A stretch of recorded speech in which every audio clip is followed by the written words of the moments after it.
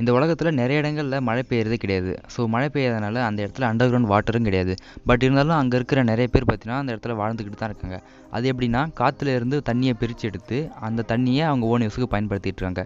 அது எப்படா காற்றுலேருந்து தண்ணியை பிரித்து எடுக்கிறது அப்படின்னா அது ரொம்ப ரொம்ப சிம்பிள் மெத்தட் தான். நீங்கள் லைஃப்பில் அதை ஒரு தடவைச்சும் பார்த்துருப்பீங்க. பட் இதான்னு உங்களுக்கு டெஃபினட்டாக தெரியாது. ஸோ இதே போல் நீங்களும் உங்கள் வீட்டில் ட்ரை பண்ணி பார்க்கணும் அப்படின்னு நினச்சிங்கன்னா இந்த வீடியோ ஸ்கிப் பண்ணாமல் கடைசி வரைக்கும் பார்த்தீங்கன்னா நீங்களும் உங்கள் வீட்டில் ஈஸியாக ட்ரை பண்ணி பார்க்கலாம். ஸோ இந்த எக்ஸ்பெரிமெண்ட்டை நம்ம செய்கிறதுக்கு நமக்கு தேவையானது இது போல் ஒரு அலுமினியம் ஹீட் ரிஜெக்ஷன் பிளேட்டும் அதுக்கு தேவையான கூலர் ஃபேன் மட்டும்தான். இது எனக்கு எங்கே கிடச்சிதுன்னா நான் வந்து பழைய இரும்பு கடையில் வந்து இதை பார்த்து வாங்கிட்டு வந்தேன். நீங்கள் புதுசாக வேணாலும் வாங்கிக்கலாம், லிங்க் டிஸ்கிரிப்ஷனில் இருக்குது. நெக்ஸ்ட் இதோட பேர் என்னென்னு கேட்டிங்கன்னா இதோட பேர் தெர்மோ எலக்ட்ரிக் கூலிங் சிஸ்டம். இதோட பேர் இது வந்து நான் வந்து எப்போயோ வாங்கினால இது பழசாக தெரியுது. இதோட பர்பஸ் என்னென்னா இந்த ஒயரில் நம்ம வந்து பவர் கொடுக்கக்குள்ள இதோட ஒரு பார்ட்டில் பார்த்தீங்கன்னா வந்து கூலிங் ஆகும், இன்னொரு பார்ட்டில் ஆப்போசிட்டில் ஹீட் ஜென்ரேட் ஆகும். அதாவது இந்த பக்கம் இருக்கிற ஹீட்டை இந்த பக்கம் கடத்திக்கிட்டு இருக்கும். ஸோ இந்த இடம் ஆட்டோமேட்டிக்காக கூலிங் ஆக ஆரம்பிச்சிடும். அதான் இந்த தெர்மல் எலக்ட்ரிக் கூலிங் சிஸ்டத்தோட ஒர்க். நெக்ஸ்ட் நம்ம இந்த மெட்டீரியலை டேபிள் மாதிரி நிற்க வைக்கணும். அதாவது கீழேருந்து காற்று இழுத்து இந்த பக்கமாக காற்று தள்ளுற மாதிரி நிற்க வைக்கணும். அதுக்கு நம்ம சின்னதாக ஒரு ஸ்டாண்டுமே செஞ்சு ஆகணும். ஸோ அதுக்கு நம்ம என்ன எடுத்துருக்கோம் அப்படின்னா இதே மாதிரி 4 பிளேட் வந்து எடுத்துருவோம். அந்த 4 பிளேட்டையும் நம்ம என்ன பண்ணணும் அப்படின்னா அந்த ஃபேனோட 4 பக்கத்துலையும் வச்சு ஒட்டிட்டோம் அப்படின்னா அது கிட்டத்தட்ட ஒரு ஸ்டாண்டுமே ரெடி ஆகிடும், நம்மளுக்கு அப்படியே நிற்கும். ஸோ வீடியோ ரொம்ப லென்த்தாக வருன்றதுனால நான் கொஞ்சம் ஃபாஸ்ட் மோடில் போட்டுக்கிறேன். ஃப்ரெண்ட்ஸ் எல்லோரும் இந்த வீடியோ பார்த்து முடிச்சதுக்கப்புறம் யாரெல்லாம் இந்த மாதிரி நடக்கிறத நேரில் பார்த்துருக்கீங்க, எனக்கு ஞாபகம் இருக்குது, ஸோ இந்த மாதிரி ஐடியா வரல பட் ஞாபகம் இருக்குது அப்படின்னு சொல்கிறவங்க மறக்காமல் வந்து கீழே கமெண்ட் பண்ணுங்கள், நான் பார்த்து தெரிஞ்சுக்கிறேன்.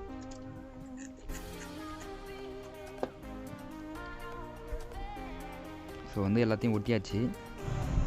நெக்ஸ்ட் இப்போ என்ன பண்ணுறோம் அப்படின்னா அந்த பிளேட்லாம் இருக்குது பார்த்தீங்கன்னா அதை லைட்டாக வளைச்சி விட்டுருக்கேன். ஏன்னா வந்து வளைச்சி விட்டால் தான் இந்த நிற்கிறது கரெக்டாக இருக்கும், இல்லைனா கீழே விழுந்துருங்க இருக்குது. ஸோ இப்போ வந்து எவ்வளோ ஆட்டினாலும் கீழே வராது, கரெக்டாக நிற்கிது.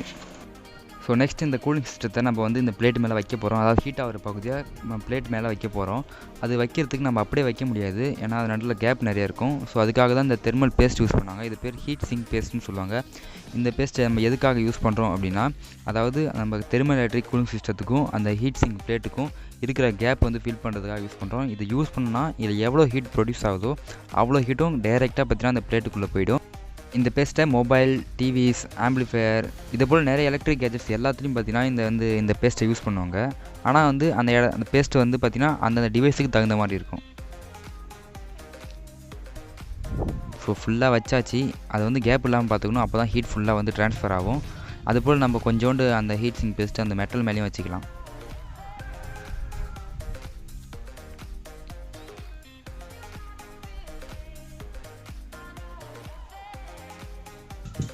ஸோ இப்போ ஃபுல்லாக தடவி வச்சு இப்போ பார்த்திங்கன்னா அப்படியே நம்ம மெதுவாக அந்த இடத்துல வச்சு லைட்டாக ப்ரெஸ் பண்ணால் போதும். கரெக்டாக பார்த்திங்கன்னா அந்த இடத்துல மெர்ஜ் ஆகி நல்லா பார்த்திங்கன்னா அந்த இடத்துல ஃபிக்ஸ் ஆகிடும்.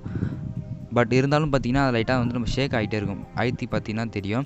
நம்ம சப்போஸ் தெரியாமல் ஆட்டி விட்டோன்னா அது ஆடிடும். அதுக்காக இப்போ நம்ம என்ன பண்ண போகிறோம் அப்படின்னா அந்த ஒயர்ஸ்லாம் இருக்குது பார்த்திங்களா, அந்த ஒயர்ஸ்லாம் எல்லாம் எடுத்து லைட்டாக கீழே எடுத்து அது மேலே கொஞ்சம் க்ளூகனை அழுத்தி ஒட்டி விட்டோன்னா ஓரளவுக்கு ஆடாமல் இருக்கும். நம்ம வீடியோ எடுத்து முடிக்கிற வரைக்கும் ஆடாமல் இருக்கும். ஓகே, ஒட்டியாச்சு. இப்போ நம்ம என்ன பண்ண போகிறோம் அப்படின்னா அந்த ஒயர்ஸ்லாம் இருக்குது பார்த்தீங்களா, அந்த ஒயர்ஸ் எல்லாத்தையும் நம்ம கனெக்ட் பண்ண போகிறோம். அந்த பிளாக் அண்ட் பிளாக் ரெண்டையும் ஜாயின் பண்ணிடலாம். அதுபோல் ரெட் அண்ட் ரெட் எல்லாத்தையும் ஜாயின் பண்ணிடலாம். பிகாஸ் அதுக்கும் பார்த்திங்கன்னா 12 வோல்டேஜ் தான் தேவைப்படுது, அந்த கூலர் ஃபேனுக்கும் 12 வோல்டேஜ் தான் தேவைப்படுது. ஸோ நம்ம ரெண்டுத்தையும் ஒன்றாவே ஜாயின் பண்ணிடலாம். நெக்ஸ்ட் நம்ம இதுக்கு பவர் கொடுக்கணும். அதுக்காக நம்ம வந்து 12 வோல்டேஜ் வந்து எஸ்எம்பிஎஸ் யூஸ் பண்ணுறோம். இந்த எஸ்எம்பிஎஸ் வந்து கரெக்டாக வந்து 12 வோல்டேஜ் வரும். அதை நம்ம ரெண்டுத்துக்கும் கொடுத்தாச்சு. ஸோ இப்போ வந்து நம்ம ஆன் பண்ணி அதோட ஒர்க்கிங்கை பார்த்துடலாம்.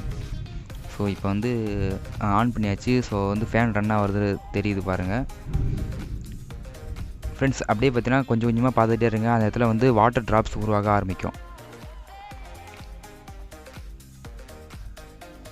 வாட்டர் ட்ராப்ஸ் உருவாகிறது உங்களுக்கு வந்து ரொம்ப டைம் ஆகுதுனால நான் உங்களுக்கு ஃபாஸ்ட் மோடில் போட்டு காட்டுறேன் பாருங்கள். இப்போ ஃப்ரெண்ட்ஸ் இந்த வீடியோ பார்க்குறங்க கிளாரிட்டி அதிகமாக வச்சு பாருங்கள், ஏன்னா அப்போ தான் வந்து டீட்டெயிலாக தெரிய ஆரம்பிக்கும். இப்போ பார்த்தீங்கன்னா வாட்டர் ட்ராப்ஸ்லாம் வந்து வர ஆரம்பிச்சிச்சு பாருங்கள். ஃப்ரெண்ட்ஸ் பாருங்கள், ஜஸ்ட்டு கொஞ்ச நேரம் கூட கிட்டத்தட்ட 1 நிமிஷம் கூட ஆகல, அதுக்குள்ளே எவ்வளோ வாட்டர் ட்ராப்ஸ் வந்து கிரியேட் ஆக ஆரம்பிச்சிச்சு பாருங்கள். இது எப்படி ஒர்க் ஆகுது அப்படின்னா ஒரு இடத்த நம்ம கூல் பண்ணும்போது அந்த இடத்த தாண்டி போகிற காற்றுல இருக்க ஈரப்பதத்தை அந்த கூலாக இருக்கிற பகுதி பார்த்திங்கன்னா அப்படியே வந்து தக்க வச்சுக்கும். ஸோ பார்த்திங்கன்னா அந்த பக்கமாக கடந்து போகிற காற்றுல இருக்க ஈரப்பதம் பார்த்திங்கன்னா இப்போ இந்த இடத்துல பார்த்திங்கன்னா அப்படியே ஒட்டிக்கிட்டு இருக்குது. ஈரப்பதம் இதில் தங்கிறதுனால நம்மளுக்கு போக போக போக கொஞ்சம் கொஞ்சமாக டைம் ஆக அதிகமாகிக்கிட்டே இருக்குது. இதுதான் மெயின் ஒர்க்கு.